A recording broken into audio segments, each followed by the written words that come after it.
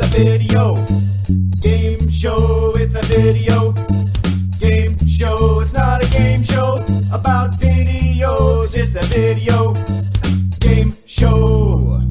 Welcome to the GamerCast Network video game show for Sunday, June 28th, 2009. This is episode 148. I'm Chad, and this week for the roll call, what is your favorite environment from a game? Like, you know, what, the water level, desert level, the ice level, yada, yada, yada. Environment. And joining us this evening is Ivan. You said you were ready. That was the most pathetic sounding. I said I could work with it. I didn't say I was ready. Work with it, ready? Same thing in my book. Go work with it. Work it. Work it. I like the old medieval town areas, like with the medieval buildings like castles and things. And on top of saying your environment, what game represents it the best? Well, since I don't ever play anything else, in World of Warcraft, all of the... Oh, that's a shocker, dude. I'm so surprised right now. If you've played World of Warcraft, any of the towns in and around Undercity, they used to be human towns until all the residents were killed or whatever, so they're kind of run-down medieval houses and huts and buildings and whatnot. I thought you'd say Oblivion. Well, Oblivion is the same kind of thing. So it's the same environment in Oblivion. So if you think of like medieval times, the little villages, the little towns, where there's just, 6 or 8 buildings and they're kind of all stone and castle-y. And also joining us this evening is Phil. I would go with like jungle scenery. Kind of like the original Ghost Recon Advanced Warfare. Just makes it kind of a good game because you got to be aware of everything around you. A lot of places to hide, booby traps, stuff like that. Monkeys! And monkeys. Beware of the monkeys. People say they monkey around. And finally joining us this evening is Keith. I'm a traditionalist, so I like to go with the dungeon setting. Ooh. Just a classic like dungeon crawl, and I would have to pull my favorite from the original Diablo. The Butcher. Exactly. I mean, just a classic fresh meat. Skeletons and spider webs and those annoying ass succubus that would shoot things at you and then run away, and you'd have to chase them into a corner to actually kill them. I hate that. Yeah. Which I never had to do because I was always the archer, and archers don't have to chase anyone. Yeah, see, I was always the warrior, and you have to chase them into a corner so you can kill them as they sit there and just continue to shoot you. In the face. It always comes back to taking it in the face. Spread eagle. Let's see. I always liked, having played Counter-Strike a lot, I'm going to have to go with like an urban kind of street level kind of lots of little shops to go in and out, those kind of things. Right on. Now, I will say... Go ahead, Ivan. Go ahead, Keith. Ivan. Speak, Ivan, speak. Now, quickly, before we talk. Speak. I was glad nobody said either underwater levels or desert levels, because those are always the worst. I was just going to say that I'm glad no one says deserts, because I hate... It's like such a lazy way out, I think. Scorpions! Yeah, exactly. It's just like, oh, we need another level, slap in a desert level. And we'll just put a little bit of shrubbery, but for the most part, just put a lot of sand and we're okay. Yeah, those were like my least favorite levels in Diablo 2 also, was the whole desert levels. I hated those in Titan Quest. It was just so boring. Yeah, and I hate underwater levels because playing a two-dimensional game, even if it's a quote-unquote 3D game, it's still two-dimensional. They throw you in an underwater level, and it's always winds up having like a third dimension. Instead of worrying about like left and right and forward and backwards, you have to worry about up and down. And there's always, the fact that you can't breathe underwater, so you always have to do stuff within some sort of arbitrary time limit before you run out of air. And swim through the narrow tunnel with spikes on the top and the bottom, and if you happen to touch them... Because, of course, the controls aren't as responsive in water. Couldn't Mario breathe underwater for some strange reason? He was a plumber, and he could hold his breath. This week on the GamerCast Network. The post-game report is joined by Big Ant from SFX360.com. They discuss community issues like the death of Michael Jackson. The hosts share their memories about the King of Pop, conduit for the Nintendo Wii that stand a chance in the flooded FPS market, and the new money cow, zombie games. Will developers milk the zombie genre? Take a 30-minute road trip around the Sarcastic Gamer community in Sarcastic Gamer Radio. Discover the community that gives you all these great podcasts and more at GamerCastNetwork.com. Next topic. Okay, so let me put a little disclaimer in this episode. Because I'm heading back to the United States on Wednesday, July 1st, this episode's going to be kind of short because I need time to get ready, so I got to edit quickly today. So, sorry. If you want to go listen to more, go listen to other shows in the GamerCast Network, or go listen to our back catalog of 147 other episodes. Have fun. He's got to hide his contraband. Yes. And by hide, I mean I must explicitly declare it fully in lists. By hide, I mean I have to go buy a lot of condoms so that they will all fit in my rectum. I think the 60 DVDs I bought aren't going to fit there. Ooh. So. Oh. And you said playing Hide the Pineapple had no practical use. See, you should rip all those DVDs to a thumb drive. That's much easier to insert in your rectum. Next topic.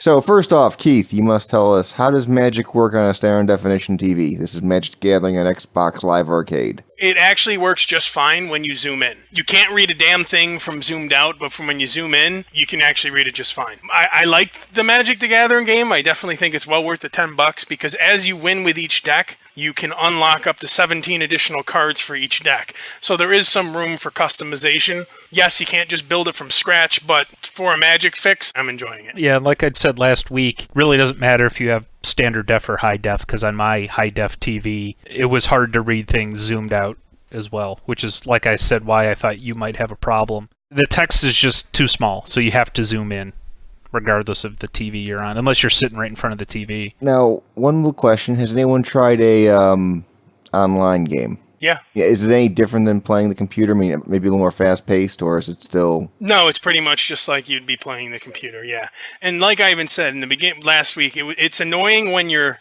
oh, I have to wait. Oh, wait, it's not going. Oh, I have to press a button. Once you play it a bit and you learn when you have to press the buttons, it speeds it up. Once you play it a couple times, and you know when you actually have to press the button to advance it, it's fun. Like I said, if you like Magic, it goes.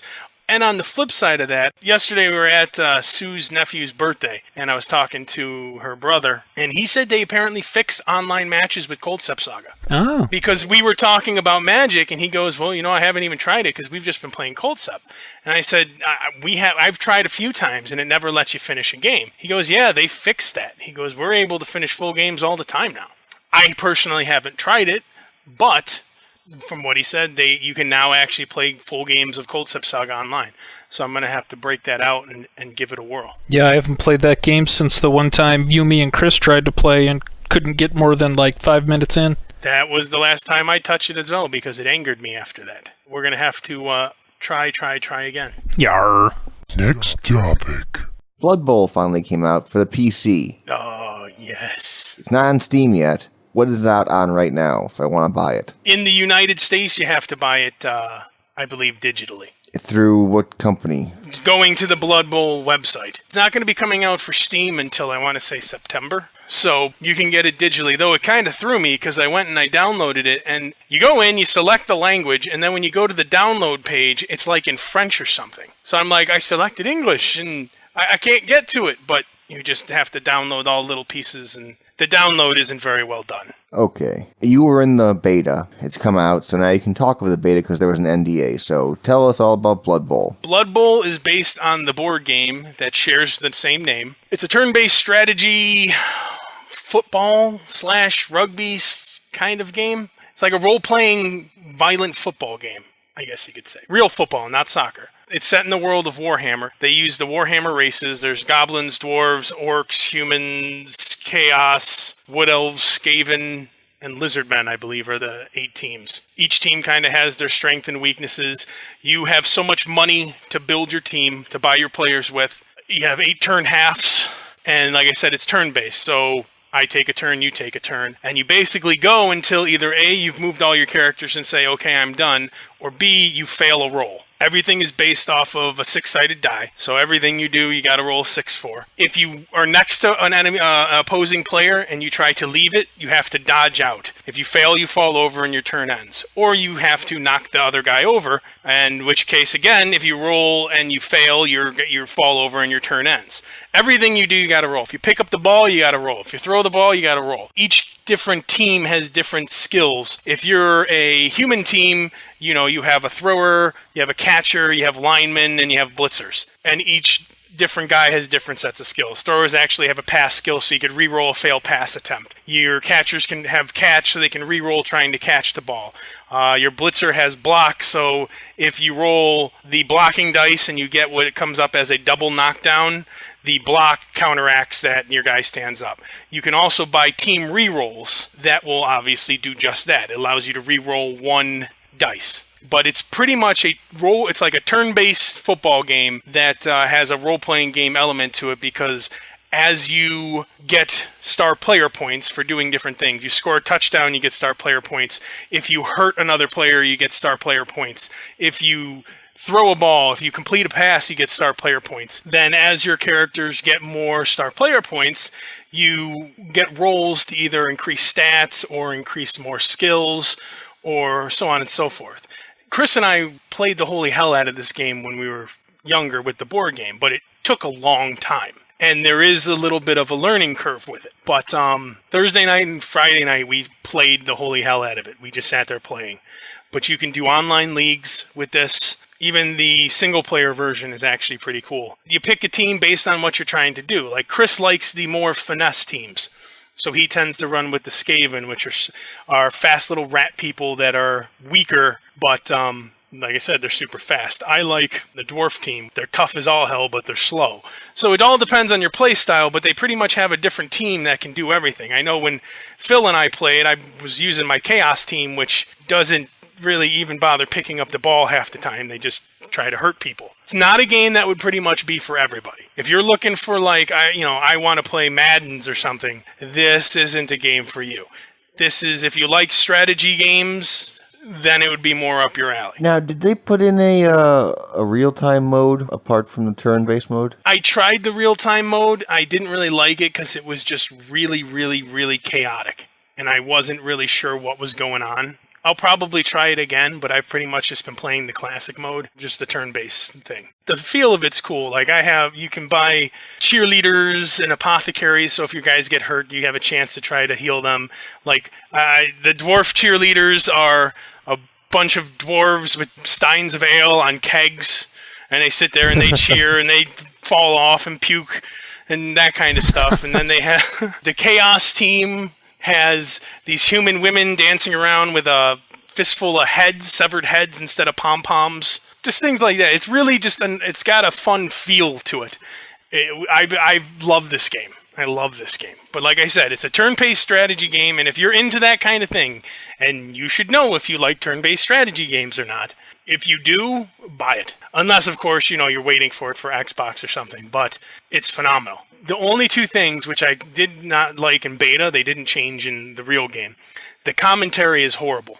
It feels very just added on. It's like they'll say nothing, and then just like some random comment. It's not even really like a funny comment. They're trying to be funny, but it's really not. And then it's sometimes hard to select. If you're not all the way zoomed out in a top-down mode, it's sometimes hard to click on the space, because you don't click on the guy. You have to click on the space the guy's in. So that can get annoying too. But like I said, Chris and I have been playing the holy hell out of this game. It is an absolute blast. And we threw a thread up actually on the forums. We're going to try to put together a league of the people that we have. We already have a decent amount of people, but if you're interested, go check out the thread, and we'll run from there. There's no demo for it, so I can't say go download the demo. But if you really want to try it out before, because I can understand people that haven't played it, you don't want to go drop $50. There's actually an online kind of flash Blood Bowl league. It's fumble.com, FUMBBL.com. You could go on there, you make a team, and you could try playing a couple games just to see if you would have any interest in it at all. I have a quick question. As far as gameplay goes, so it's turn-based, but is it more like a StarCraft kind of strategy? I know it's not, real-time active like that, or is it more like Final Fantasy Tactics kind of thing? More Final Fantasy Tactics kind of thing. StarCraft is you get your build and you do your build over and over and over again, and you win. It's really how fast can you do this one thing. With this, it's different, because if I'm playing Chris's Skaven team, or I'm playing a different Chaos team, they're two completely different tactics. And it's also dependent on what kind of team you're playing. If I'm playing a fast team and I'm the dwarves, I have to sit back a little bit, because if they get by me, I can't run them down and catch up with them. Whereas if I'm playing a different bashy team, like an orc team or another dwarf team, I can get all my guys right up on the line and just start pummeling each other. Like I said, it's a blast. If you don't know what it is, check out fumble.com and you can try it out there. If you do know what it is, then you probably should buy it. That was Video Game Show episode number 148, a very short show, for Sunday, June 21st, 2009. Any ham sandwiches, share dream pies to give to the world, peoples? Oh, that's right, we did have actually one piece of mail, which is kind of time critical. Oh, the birthday one. There was a fan whose name is Oddfluence, whose birthday is apparently today. So he would like to get a happy birthday from us. Happy birthday ham sandwich to Oddfluence. And he's finally able now to buy M-rated games without someone hovering over his shoulder. Yay for porn. Ham sandwich and Shadow Dream Pie to the iPod Touch. It's a cool device, but unfortunately they did not give you a very good manual, and they didn't tell you that you need to have certain operating systems on your Macintosh, which would lead to certain amounts of memory and certain amounts of hard drive space and certain amounts of this. And 5 days later, Jill was finally able to activate her iPod Touch. You can't just turn it on? She wanted to upgrade the firmware. Oh, to 3.0. So she probably had to download the new iTunes and all that crap. Download the new iTunes, which wasn't compatible with the device and the machine. So then she had to upgrade the operating system. And then she had to upgrade the memory. And then everything was finally working. That's what you get for trying to upgrade things. Well, it was either $200 in upgrades of software and hardware, or $3,000 to buy a new computer. Or get a different iPod. Oh, no. No? No. And as usual, send your comments, questions, queries, concerns, or a roll call question to the mailbag at mailbag@videogameshow.org. Skype us at videogameshow, or call us at 320-300-GAME. That is a standard long-distance call, and all normal fees apply. And that's a wrap. Good night.